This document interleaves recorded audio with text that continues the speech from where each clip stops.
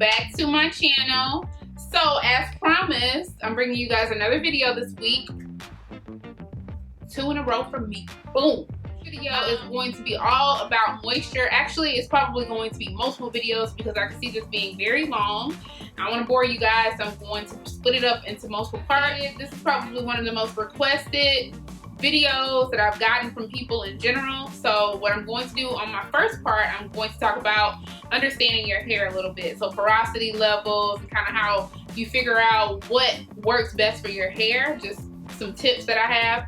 The second video, I'm actually going to show you guys what I use and how I use it. So the tools that I use to moisturize as well as the products.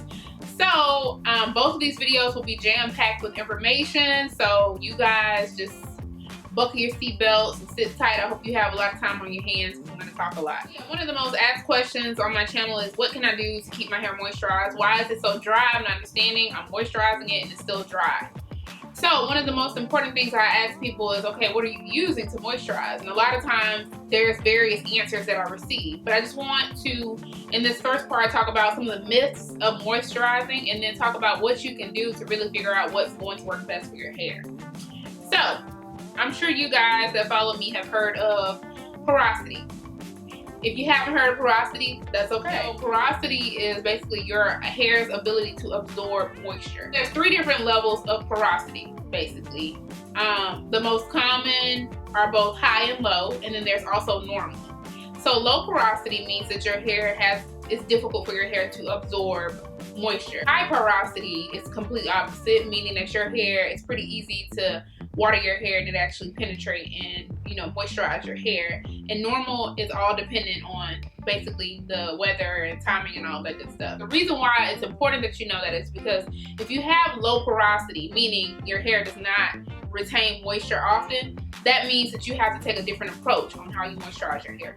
You can't moisturize your hair once every few weeks and expect it to actually be moisturized. You really have to play with your hair and understand, okay, if I have low porosity, this is what I need to do in order to keep moisture in your hair.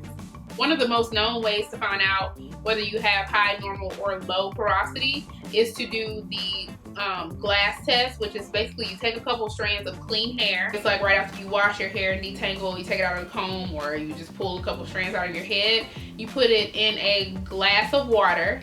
And if the hair floats to the top, that means you have low porosity, meaning it does not retain moisture well. If your hair sinks to the bottom, that means that you have high porosity. And if it's somewhere in the middle, which is rare, it's the normal porosity level. That's porosity in a nutshell. It's pretty straightforward. I know a lot of people make it seem pretty complicated, but it's pretty straightforward. It's not difficult whatsoever to figure out your porosity level and then kind of cater what you use to moisturize your hair to that.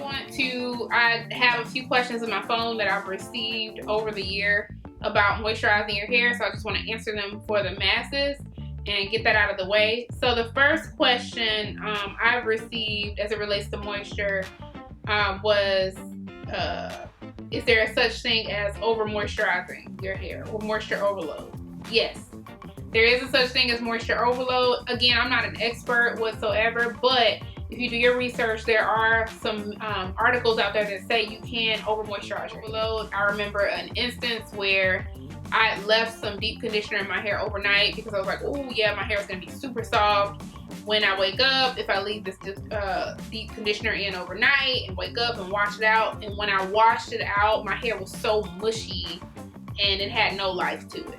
Basically what happened was I left the product in, so my hair shaft closed, but the product was still on my hair, so it just completely weighed my hair down and it felt gummy and mushy, and my hair did not come out well when I did that. So there isn't such thing as moisture overload. What I would say, again, another thing that's trial and error.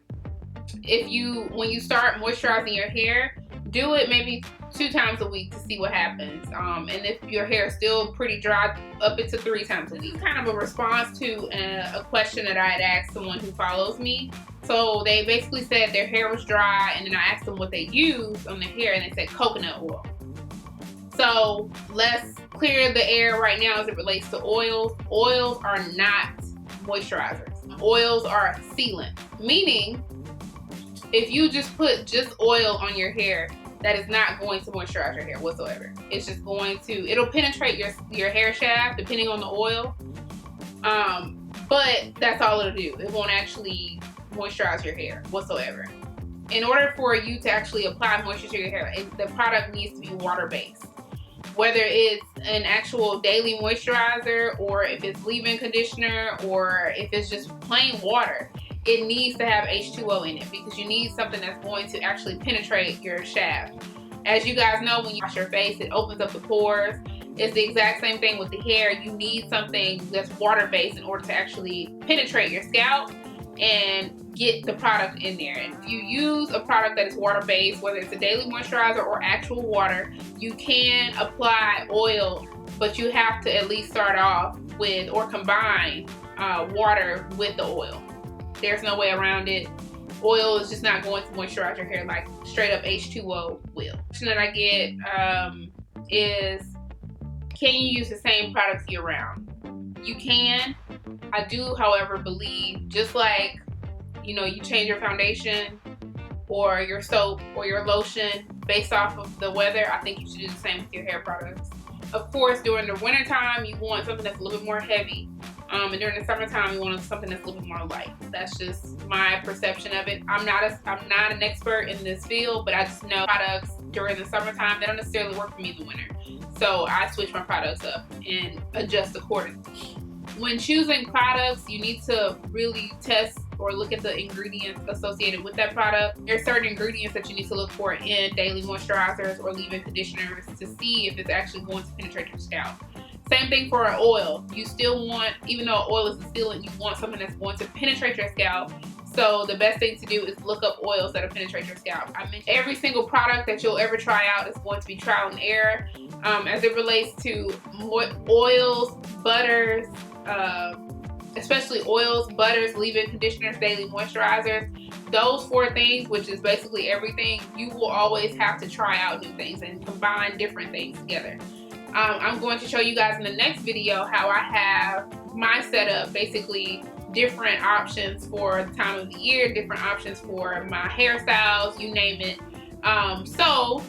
I think that concludes kind of the first portion of this video, which is just about kind of the facts about porosity,